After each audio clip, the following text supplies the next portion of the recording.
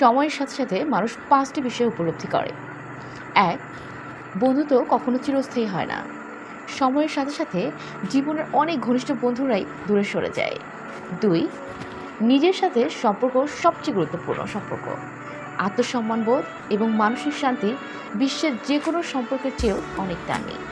3, মানুষ পরিশ্রম দেখে না, শুধু ফলাফল দেখে।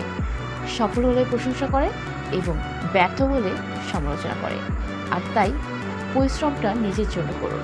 4, হৃদয় ভঙ্গ এবং ব্যর্থতা জীবনেরই অংশ, তাই এই জিনিসগুলো থেকে এড়িয়ে না চলে বরং শেখার সুযোগ হিসেবে ভাবুন। 5, পৃথিবীর সবচেয়ে সুন্দর এবং নিরাপদ জায়গা হলো নিজের বাড়ি। আপনি বিশ্বের যে প্রান্তে যান না কেন, নিজের বাড়িতে ফিরে এসে যে প্রশান্তি পাবেন তা অন্য কোথাও পাবেন না।